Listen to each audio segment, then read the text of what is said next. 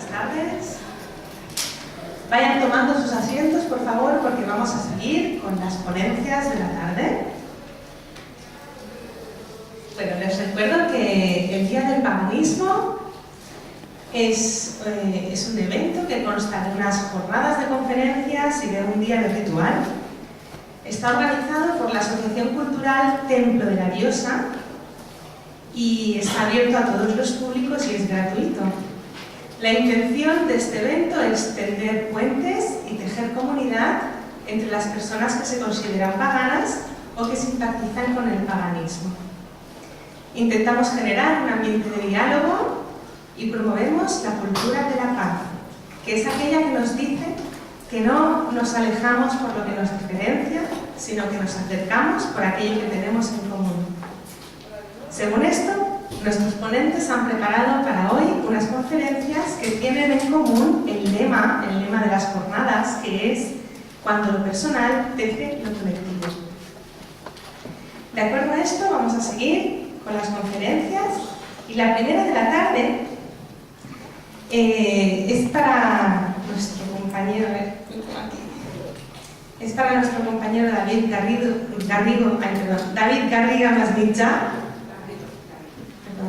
Garrido Masmitjà, Dream Mentor. Él es coach, psicólogo, es el ex juez más joven del mundo, escritor y conferenciante. Un aplauso para él, por favor.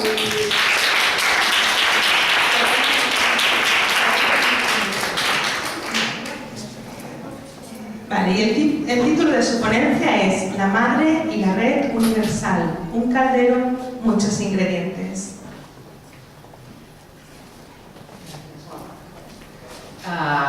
Hola a todos. En primer lugar, me gustaría proponer un aplauso de agradecimiento para el Templo de la Diosa, que han sido tan valientes y nos han llevado organizando estas jornadas del Día del Paganismo desde el 2013, incluso antes, o sea que un aplauso para ellos. Muchas gracias a todos. Además han tenido un aniversario muy especial este año, o sea que otro fuerte aplauso por su aniversario en el templo.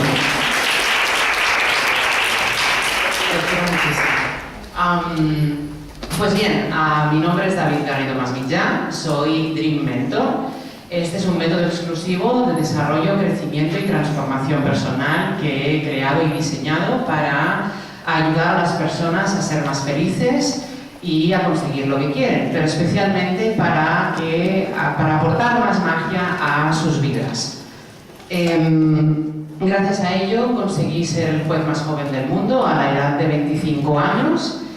Luego también he sido el organizador del primer congreso Dream Mentor Internacional de la Ley de la Atracción de toda la historia. Estamos ya preparando el segundo congreso para el 5 de mayo del 2019, que versará sobre la relación entre la mente y el cuerpo. También decir que soy el ponente del Parlamento Mundial de las Religiones de Toronto, en Canadá, motivo por el cual considero que quizás pueda, en la medida de lo posible, aportaros algo de valor con esta discreta ponencia.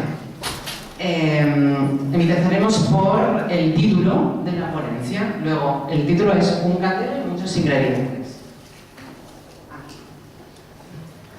Como ya habéis podido adivinar un poco por el título de la ponencia, el caldero realmente simboliza a la Madre Diosa y por lo tanto tenemos el tema de la Madre. La Madre es la matriz divina, la red que todos nosotros formamos. Cada uno de nosotros es un nodo, un núcleo de esa red y las relaciones que tejemos entre nosotros es precisamente son los enlaces entre estos nodos y es lo que forma y conforma la red. Seguidamente también vemos que el caldero representa la sociedad y por lo tanto cada ingrediente es cada uno de nosotros, cada una de las personas que conforma y configura dicha sociedad.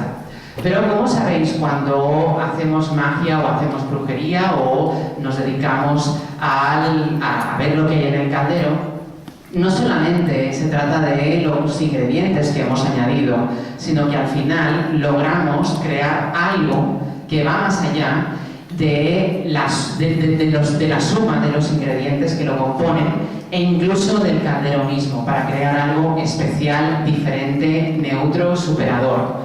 Y esta es precisamente la idea de lo que quiero compartir con todos vosotros. De ahí el título de la ponencia.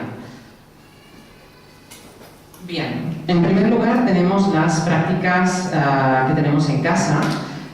¿Por qué os he puesto esta ponencia si hay esta fotografía un poco distinta? Porque vemos que, aunque sean dos modos de trabajar ligeramente diferentes, o mejor dicho, las intenciones son diferentes, pero el modo de trabajar sigue siendo el mismo, que es cómo lo de dentro teje lo de fuera. Recordemos que el lema del Día del Paganismo, de esta jornada, es cómo lo personal teje lo colectivo.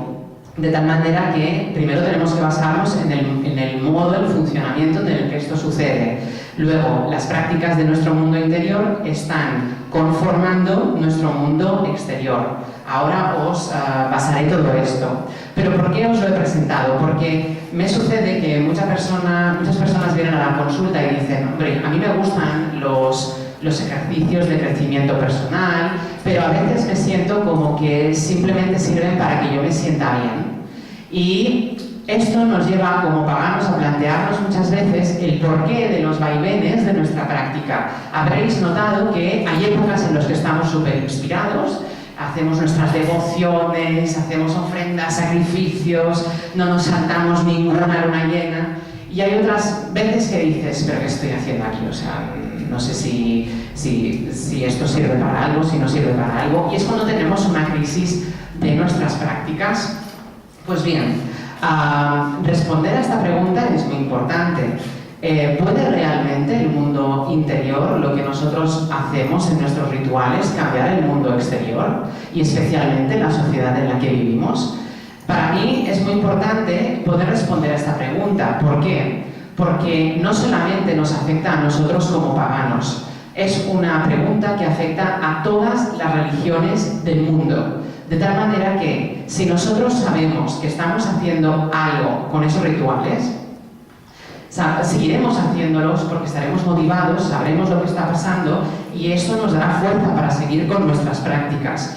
Pero si creemos que simplemente somos cuatro gatos haciendo teatro en casa y simplemente sirve para sentirnos bien, es cuando con el tiempo podemos tener vaivenes en nuestras prácticas. Y por lo tanto, la pregunta de ¿qué estamos haciendo? O sea, ¿realmente nuestros rezos, nuestras ofrendas están haciendo algo o simplemente sirven para sentirnos bien? Pues es muy importante que la podamos contestar. Y en esta línea también os he preparado, entonces lo que veremos es si esto realmente es así. En segundo lugar, cuántas personas hacen falta para crear un cambio social de verdad. Y en tercer lugar, lo aplicaremos a un caso práctico que también, en respuesta a personas que me lo han preguntado, será el proceso de la independencia de Cataluña. Como nosotros, con nuestra magia, estamos tejiendo dicho proceso. Aunque parece que no, pero sí. Pues bien, aunque simplemente estas prácticas del paganismo y de los rituales y de estar en casa haciendo nuestras listas, aunque simplemente sirvan para sentirnos bien, ya simplemente por eso ya las haría yo, en el sentido de reza a tus dioses porque te hacen feliz, no porque rezarles te hace feliz, porque crees en ellos, no necesariamente porque obtengas algo con esa práctica. Pero es que resulta que sí suceden cosas. Entonces, el primer punto de referencia que aquí tenemos nosotros, primero abordaremos algo que es evidente antes de entrar en este tema, que es que sin importar si utilizamos una representación pagana politeísta o somos monoteístas o somos ateos totalmente radicales, el mecanismo que hay detrás de los sucesos seguirá siendo el mismo, de tal manera que a los ateos también se les cumplen algunos milagros y también se les cumplen algunos deseos, simplemente que ellos encontrarán otra explicación, pero sea cual sea el bagaje que tenemos y la representación que le asignemos, el auténtico mecanismo físico, cuántico, llamémosle como queramos, que está detrás de eso, tendrá que ser el mismo para todos nosotros, independientemente de la forma que nosotros hayamos decidido o representado o nos haya llegado para que nosotros conectemos mejor con ello. Vale, entonces el siguiente punto es, aclarado esto, vamos a ver, si estáis aquí viendo ahora mismo la reproducción del evento o los que estáis aquí ahora mismo en persona, es porque o somos paganos o simpatizamos, por lo tanto, tenemos que empezar obligadamente por nuestras figuras de referencia, que son los dioses y las diosas de la antigua religión. Vale, en primer lugar debemos darnos cuenta de que se produce una inversión de papeles entre Occidente y Oriente. En Oriente tenemos la diosa que representa el mundo plural, fenoménico, cambiante, lo concreto, lo múltiple y por lo tanto lo que es transitorio y por lo tanto irreal o ilusorio. Esto significa que el dios aquí va a representar el uno, la polaridad una en la que esto va a ser quieto, eterno, inmutable y igual para todos. A su vez, en Oriente tenemos que el dios, en este caso el Purusha, que es este hombre que tenemos aquí a la izquierda, no precisamente agraciado, resulta que es lo que podíamos asimilar a este uno y por lo tanto el yo observador cuántico o por lo tanto el yo percibidor, proyector o incluso creador. Mientras que la Prakriti, que es Maya, la ilusión, es el tú proyectado, es la pantalla sobre la cual proyectamos el mundo que nos rodea. Lo que estáis viendo, ahora mismo vosotros me estáis viendo ante vosotros, esto es una ilusión. El auténtico observador es el de vuestros propios ojos, luego la persona que estáis viendo esto. Este yo observador proyecta la realidad exterior y la moldea. Para quien le guste ahondar un poquito más en la tradición oriental, os recomiendo el capítulo del Bhagavad Gita que habla del campo y del conocedor del campo. Un capítulo muy bonito para que empezáis a distinguir entre la diosa y el dios. Mientras que en Occidente, aquí, en Europa y demás, pues se produce una inversión total. De manera que el dios aquí representa lo mutable, lo cambiante y lo concreto. Es el que cambia a través de todos los ciclos de transformación, muerte y renacimiento. Mientras que es la diosa la que suele tener más unas características más propias del polo 1, porque ella representa la suma de las totalidades. Tenemos la diosa Miriam al principio como diosa de las estrellas, tenemos muchísimas otras divinidades, normalmente la madre, el uno del que sale la vida y demás, suele ser la diosa. Entonces aquí, esto es muy importante porque se produce un cambio de polaridad completo y por lo tanto empezamos a ver una interacción entre el yo observador y el tú observado gracias a Oriente, pero gracias a Occidente vemos esta especie de relación que hay entre el uno y lo múltiple. De tal manera que el uno es la sociedad y lo múltiple somos cada uno de nosotros. La diosa representa el conjunto de todas las posibilidades de todos nosotros, mientras que el dios representa cada uno de nosotros, cada opción y incluso la posibilidad de cambiar de una opción a otra. Esto nos lleva a que precisamente para demostrar que sí se produce unos cambios en la vida de los demás y en el mundo físico gracias a nuestras prácticas, os he seleccionado una serie de experimentos. El primer experimento es el de Rain, Atkinson, McCarthy, y que es los efectos fisiológicos y psicológicos de la compasión y de la rabia.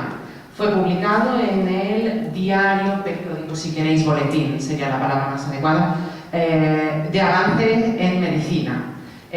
Versa sobre, o sea, lo que se demuestra es los efectos que nuestros sentimientos, nuestras emociones tienen sobre, y en este caso se medió con la salivación, la frecuencia cardíaca y las células, pero especialmente, que para mí es el punto más interesante, sobre el ADN humano. En concreto, nuestras emociones, en función de cómo fuesen, se veía que provocaban un desarrollo del núcleo del ADN, o sea, los genes se desenrollaban, mientras que dependiendo de cómo cambiase la emoción, los genes se volvían a enrollar. Esto nos lleva al segundo experimento, que es el de Ryan en 1996, el efecto de la intención consciente del ADN humano. Está en las actas del Foro Internacional de la Nueva Ciencia y en este experimento quedó demostrado que la intención consciente modifica el ADN. Luego, ¿cuál es el elemento más importante en nuestros rituales, magia y hechizos? Chicos, va. Yes, la intención. Muy bien, un aplauso para la señorita a todos. Luego, ¿es la intención que ponemos en nuestros hechizos y rituales, es ella la que está cambiando a nosotros? O sea, nos está cambiando y está provocando estos cambios. Sin duda, este experimento demuestra que sí, que podemos incluso afectar el cuerpo humano y demás. Esto me llevó a incluiros un subexperimento, no estaba seguro de si querer incluirlo o no, me lo guardaba para mí, es broma, que es el de Motz en 1993. Este experimento dice, me encanta el título, es a cada uno un sanador de energía, o sea, cada uno de nosotros es un sanador de energía. Fueron en las conferencias de Santa Fe, también se publicó en la revista Advances. Esta es mucho más famosa que la otra que hemos dicho antes en este sentido. Las dos son buenas, pero esta es un poquito más para estas cositas. Y según este experimento quedó demostrado que la distancia no afecta a la relación entre las emociones del sujeto y el ADN separado de su cuerpo. Esto nos lleva a lo que esta mañana apuntábamos acerca del vudú y el vudú. También voy a aprovechar que ha salido el tema para aclarar algo. El vudú es la religión estructurada. El vudú es la misma religión, pero practicada por cada uno. Aparte de que pueden haber algunas diferencias en cuanto al culto, pero al principio la mujer que me explicó esto dice, la única diferencia es que tenemos unas mamis y tenemos unas sacerdotisas en el vudú y en el vudú pues no, es la que tú haces en casa, en solitario. Bueno. Independientemente de esto, decir que en todo acto mágico que especialmente realizamos para afectar a otra persona, normalmente le pedimos que nos dé un mechón de cabello, sangre, quizá un pañuelo empapado con su sudor, fluidos sexuales o cualquier otro tipo de elemento que tenga su ADN. A este elemento se le llama testigo y la persona que realiza la operación es el oficiante o el operador. Entonces, en este experimento se llevaron unos mechones de cabello de una persona lejos, a kilómetros de distancia, y se le hizo a la persona provocar ciertas emociones en su cuerpo y se observó cómo se comportaba el ADN. El ADN del cuerpo cambiaba acordemente, pero sorprendentemente el ADN que estaba, o sea, en los mechones de cabellos y demás, separados a miles de kilómetros de distancia, también cambiaba, o sea, cambiaba acordemente, como si estuviese exactamente enganchado al sujeto. Entonces, esto nos demuestra que cuando nosotros manipulamos el ADN, el trocito de ADN, la parte esta que decíamos del todo, realmente estamos provocando un efecto en la persona. Bien, esto nos lleva al siguiente experimento, que era uno de mis favoritos, por cierto. Es el tercer experimento de las dos investigadoras, dos psicólogas, Krum y Langer, se hizo en el 2007. El título es La mentalidad importa, aunque realmente se puede jugar, se puede hacer un juego de palabras que me encanta. La mentalidad se materializa, este matters a la vez significa importar y materializarse, lo cual me parece pues, muy ocurrente. Era un experimento acerca del ejercicio y del efecto placebo, especialmente publicado en la Psychological Science, que también es una revista pues, muy de referencia y tal, muy puntual. Y, vamos a ver. En este caso se cogieron una empresa de limpieza, unas limpiadoras, todas mujeres, se dividieron en dos grupos, el grupo de control y el grupo experimental. Al grupo experimental se le contó que el trabajo que ellas hacían cada día en el hotel, pasando el aspirador, pasando la mopa, el mocho, con la bayeta, limpiando todo, era un equivalente a estar en el gimnasio unas 2 horas o así, y por lo tanto quemarían no sé cuántas calorías y que era un ejercicio aeróbico y bueno, toda una serie de elementos. Y obviamente las chicas que estaban en el grupo de control pues no se les informó de nada. Al cabo de un tiempo, cuando las dos investigadoras volvieron a tomar las mediciones, las chicas que habían recibido la información habían adelgazado y las chicas que no habían recibido la información pues seguían con el mismo peso. De tal manera que, como podéis ver, lo que nosotros creemos, nuestras creencias, sin duda, están provocando efectos mágicos muy potentes en nuestras vidas. Personalmente es uno de mis experimentos favoritos. El cuarto experimento que os pongo aquí es el de Karayev, Grigorev, Vasilev, Poponin y Sheglov. Esta fue una investigación acerca de las dinámicas, es decir, cómo va la fluctuación del ADN. Estaba publicado y porque se hizo la investigación en el Instituto de Lebedev, luego en su boletín. Según este experimento, nuestro ADN, el ADN, influye en los fotones. ¿Quién sabe de aquí lo que son los fotones? Ok, hay gente que sí. Luego, los fotones son las partículas de la luz. Esto que vosotros os veis aquí, que parece la luz normal, esos son los fotones. Son como parecidos a electrones. Y ellos pusieron un ADN con unas ciertas características, por ejemplo, el ADN enrollado, porque no es exactamente los detalles del experimento. Pero supongamos, pusieron un ADN con unas características, supongamos que es el enrollado, y observaron que los fotones se comportaban de una manera. Mientras que ponían un ADN con otras características, supongamos que desenrollado, para hacerlo fácil, y observaron que los fotones se comportaban de otra forma un poquito más distinta. Luego, ejercemos un efecto directo en el mundo externo, porque recordad lo que decíamos antes, los sentimientos afectan al ADN, la intención consciente afecta al ADN, además al ADN separado, o sea, podemos afectar cosas que están a distancia. Y si el ADN influye en los fotones, ya tenemos el enlace entre el mundo interno y el mundo externo que modifica todo esto que vemos aquí fuera. Este me llevó a mí a realizar toda una serie de 4 experimentos. El primer experimento es un estudio, encontraréis el artículo científico en mi web, el texto no es definitivo y todavía no ha sido publicado, pero el experimento ya terminó en el 2017, con lo cual ya puedo hablar de él con libertad porque los sujetos ya hemos terminado las pruebas y demás. El primero fue, fue un estudio con 4 pruebas.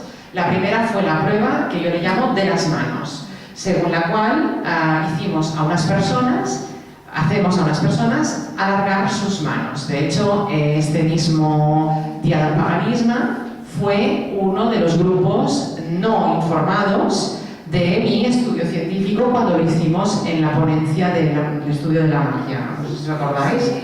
Vale, lo hicimos, ¿sí? Mira cómo hay gente que dice que sí. Perfecto. Vosotros erais lo que yo llamo un grupo de control en el sentido de no sugestión, porque no fuisteis informados de lo que iba a hacer. Así que, lo hicimos, sí. Para que veáis lo exhaustivo que fue el estudio.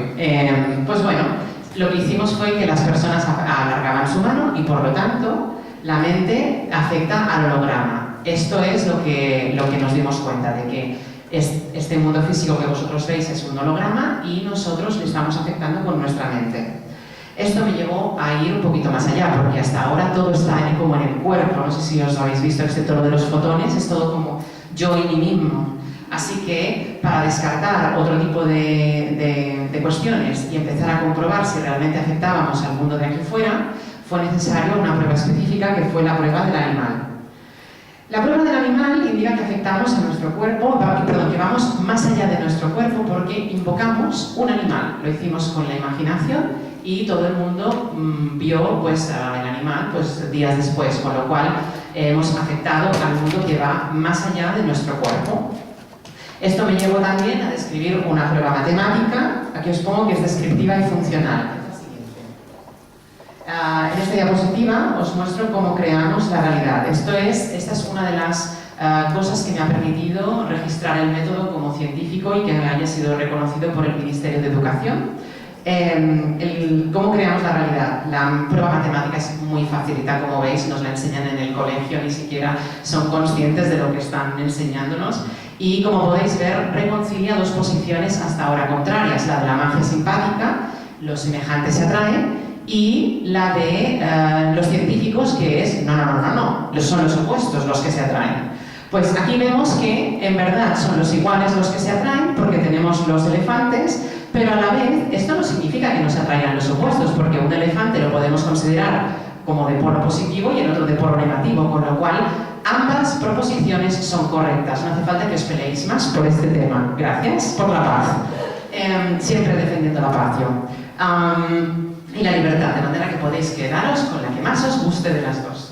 Bien, aquí tenemos que un lado representa el mundo interno, nuestras vibraciones, lo que pensamos y lo que sentimos, y el otro es el reflejo del mundo externo. El equilibrio del universo depende de ello y debe quedar compensado a cero por más grande que se haga. La carga tiene que seguir siendo cero, de tal manera que podamos hacerlo tan grande o tan pequeño como nosotros queramos sin que quede afectado en cuanto a su equilibrio. Pues esto es lo que justifica que cuando nosotros agregamos algo en nuestro mundo interno, por ejemplo, una visualización en nuestro ritual, el mundo externo físico se ve obligado a reflejar dicha representación. Finalizo mi serie de experimentos con la prueba del agua. La prueba del agua demostramos, sobre la base, me basé un poco en el postulado de que nuestro cuerpo humano se ha adaptado a las leyes de la naturaleza por instinto, de tal manera que hemos desarrollado unos instintos adaptativos. Por eso vuestros músculos y huesos son fuertes, mientras que el resto de vuestros órganos no lo son, para adaptarlos a la ley de la gravedad. Aquí un poco sucede lo mismo, detectamos un instinto que es, basándome en otras ramas, en la kinesiología y demás, que nuestro cuerpo responde con este instinto totalmente involuntario a nuestros pensamientos, y la forma en que reacciona depende mucho de si es un pensamiento que manifiesta lo que nosotros queremos o es un pensamiento que no lo va a manifestar, que se opone totalmente a ello. No lo considero que sea para sacar emociones enquistadas ni nada, simplemente creo que es un instinto. Pero gracias a este instinto demostramos indirectamente que hay una ley a la cual responde y por lo tanto este equilibrio, que es la ley de la atracción también, queda demostrado, al menos indirectamente. Finalmente esto me llevó a un sexto experimento, el de Orm Johnson y Dilbeck, en 1987, que es el programa Maharishi para crear la paz mundial. Bueno, era una idea muy avanzada en el sentido. Se les enseñó a unas personas a meditar, meditación trascendental, y se les enseñó también que esta meditación trascendental se hiciese con mantras, y entonces los distribuyeron en puntos estratégicos de una población y les hicieron sentir la paz en sus cuerpos con esas meditaciones y esos mantras, de tal manera que fuese cada día a la misma hora, durante un mes. Luego les dejaban descansar un mes, que era el periodo de control, y luego se les volvió a a hacer sus prácticas. Compararon con los índices de criminalidad de las comisarías y quedó demostrado que cuando ellos estaban rezando y sintiendo la paz en sus cuerpos, la criminalidad en la zona bajaba y que cuando dejaban de practicar, la criminalidad subía. Es importante que os ponga experimentos, porque cuando digo experimento me refiero a que sobre todo comparte tres características que también fui muy cuidadoso en cumplir en mi experimento, que son la manipulación de la variable independiente, la asignación aleatoria de los sujetos a los experimentos y finalmente el uso de técnicas de control. En mi caso fue pues, medir las manos en ciertas personas, no informar a otras para evitar la sugestión, etcétera, etcétera. Esto me lleva al punto final realmente de esta sesión, que es, vale, ya hemos demostrado que lo que nosotros hacemos en casa con nuestros rituales hace algo aquí fuera. Con el último experimento de los militares y del experimento Maharishi de la paz mundial, queda también demostrado que afectamos a la sociedad, al colectivo. Empezamos a apuntar que realmente lo personal teje lo colectivo. Ahora la gran pregunta es, ¿cuántas personas nos hacen falta para crear un cambio social? ¿Es verdad que la unión hace la fuerza y que más es mejor? ¿O cada uno de nosotros es suficiente por sí mismo? Y obviamente hay otro experimento. ¿Cuántas personas hacen falta para que practiquen para afectar a toda la sociedad? Pues el estudio de Oron Johnson y Dilbeck y Alexander, que se le sumó en este caso, en el 2003, para la prevención del terrorismo y del conflicto internacional, que tiene todo, o sea, lo podéis buscar perfectamente, es la raíz cuadrada del 1% de la población solamente. ¿Qué pasa? ¿Esa es la masa crítica? Esta es la masa crítica. Es súper pequeña. Luego, ¿qué pasa? Tenéis que considerar algo. El porcentaje, un 100%, se mide de la totalidad de la población. No es que deban a ser 100 personas. Se trata de que de un grupo concreto es ese 1%. Pues ese 1%, claro, la raíz cuadrada de 1 es 1. Luego la raíz cuadrada del 1% es 1 también. Luego, simplemente de toda la población, aunque sea de 100 personas, supongamos que es de 100 personas, con una persona basta y sobra, y ni siquiera la necesitamos entera, solo la raíz cuadrada. Aquí me llega al punto de que, aunque cada uno de nosotros es suficiente por nosotros mismos para realizar cambios en el mundo, lo cual es el caso de Hitler para el caso negativo, o de la Madre Teresa de Calcuta o Gandhi para los casos positivos, lo cierto es que, aunque seamos cada uno de nosotros perfectos y suficientes, nosotros como paganos que nos encanta bailar y nos encantan los aquelarres y en grupo y demás, todos sabemos que co-crear en grupo es muchísimo más divertido. Esto me lleva a entrar al caso práctico. Aquí os recupero un momento la diapositiva de cómo creamos la realidad para recordaros que la fórmula es descriptiva y funcional. Luego es descriptiva porque expresa el fenómeno totalmente, no puede ser argumentada porque es una fórmula reconocida por todo el mundo, y también nos dice, es funcional porque también nos dice lo que tenemos que hacer. Si nosotros pensamos y sentimos exactamente lo que queremos ver ahí fuera, eso es lo que será, pero tenemos que pensarlo y sentirlo exactamente, especialmente en nuestra magia, en nuestros rituales. Vale, una vez sabido esto, os preguntaréis, ¿cómo puede ser que nosotros hayamos creado entonces al procés? Es decir, el tema de la independencia de Cataluña, que si España y la unidad de España, y las tensiones, y la lentitud, y el no sé qué, y el no sé cuántos. Ok, pues estoy aquí para demostraros que sí, que cada uno de vosotros, como yo observador, habéis sido los creadores de este conflicto. No. Pues sí, tú eres el culpable. Así que el caso práctico es el siguiente, la independencia de Cataluña. Vamos a demostrar por qué esto es así. En realidad, ¿quién de vosotros está intentando independizarse de sus padres, cambiarse de casa, etcétera, etcétera?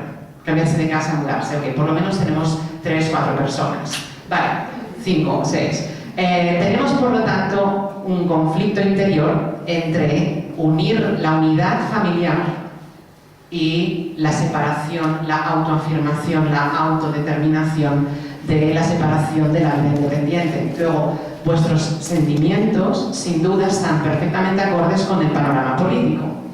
Vale, esto me lleva a otro punto. ¿Quién de vosotros está intentando zafarse de una relación tóxica? Quizá la suegra, esa es difícil. Quizá un exmarido o una exmujer, etcétera, etcétera. Ok, vosotros sois los que también tenéis un conflicto de autoafirmación, sin duda alguna, de independencia, en la que intentáis independizaros y separaros de esa relación tóxica. Así que, o de ese abuso, y demás. Luego, vosotros estáis vibrando, estáis emanando esa vibración que crea el conflicto de Cataluña y España. Sois vosotros los culpables.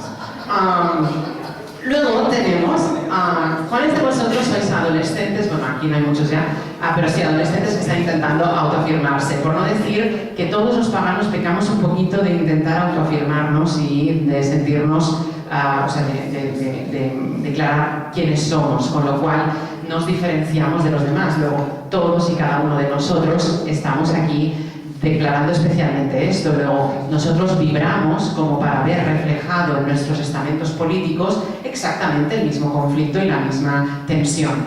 Luego también tenemos que hay personas, porque hay formas más sutiles de conflicto, por ejemplo, quien está tratando de deshacerse de alguna adicción o de algún mal hábito, fumar, el sexo, no, este no puede contarse como malo, ¿verdad que no?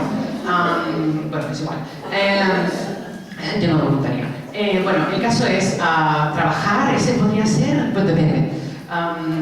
Vale, es igual. El caso es, hay gente que está intentando independizarse también y encontrar su punto en estas cositas. Luego, en consecuencia, también nosotros estamos proyectando ese conflicto.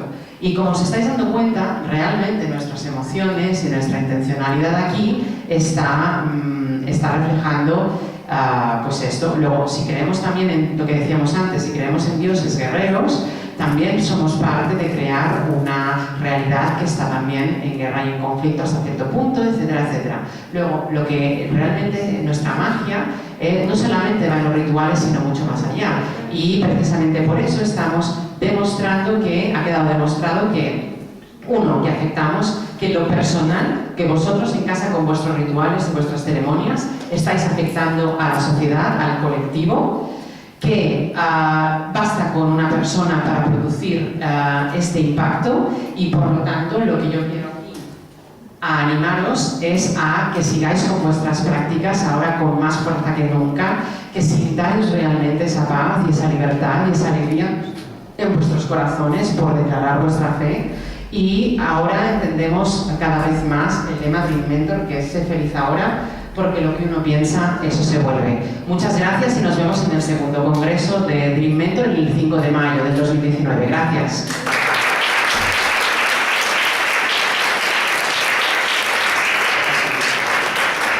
Gracias, David. Sí, perfecto de tiempo. ¿Alguna pregunta para David? No es exactamente una pregunta, es más bien un comentario. Si has oído hablar de los chamanismos norteamericanos y demás, quizá el ritual más famoso del que nos llega a través de televisión y tal son las famosas danzas de la lluvia. Sí. La danza de la lluvia de los nativos americanos no consiste en otra cosa en que el chamán se aleja de la población, se aleja de lugares donde pueda recibir influencias de las energías de los demás y se concentra en la sensación de está lloviendo. Se concentra en imaginar el agua sobre su cuerpo, la frescura, y solo hace eso, dura 5 minutos, no más. Y al volver a la tribu, llueve. Exacto. Lo había también oído, gracias por tu aportación. Efectivamente, yo cuando hago llover o quiero que salga el sol, lo hago exactamente igual, me funciona divino. Y voy a publicar un libro de hechizos, precisamente, que también el hechizo para hacer llover y para hacer salir el sol también estará. Será el libro de hechizos que siempre habéis deseado, ese libro que os gustaría haber encontrado en el desván de vuestra casa, perteneciente a vuestra abuela, con montones de recetas para todo, pero recetas que realmente funcionan, con las pruebas de esos experimentos también, y paso a paso será una página por receta, paso a paso, y lo podréis seguir. Y este va incluido, en efecto, en efecto. Tenemos una pregunta por aquí. Buenas tardes, soy Santiago. Gracias por tu ponencia. Y más que una pregunta, es una aclaración Venga. en torno al judú y al vudú. Sí, por favor, porque la persona que me lo explicó no estoy muy seguro de si me dio una buena información. En absoluto. Ok. A mí te agradezco yo, ¿eh? Pide y se te dará, ¿eh? Las respuestas siempre vienen. Esto me coge de pronto, de cerca. El vudú es una religión organizada en la que Exacto. se tienen entidades, tanto de la naturaleza como de otros aspectos, llamados loas, y tiene una jerarquía de mambos, ugans y demás. El judú es una práctica casi siempre relacionada con el folclore y la ideología católica, aunque sí que puede incorporar a veces espíritus loa, pero también trabaja con otro tipo de entidades como lo es Ganesha, lo es Buda, etc. Sí, a mí también me pareció que era un poco más ecléctico y que de alguna manera es la brujería doméstica, mientras que el vudú es la religión no organizada. Exacto. Ok, mil gracias por tu aportación. A todos nos ayuda cuando aprendemos siempre. ¿Alguna pregunta más, por favor? ¿O algún comentario? Dejaré esta ponencia para que tengáis también los experimentos. Son interesantes leerlos por sí mismos. No he podido centrarme en todos ellos. Algunos me los tuve que leer por encima, pero lo importante eran las conclusiones. Gracias.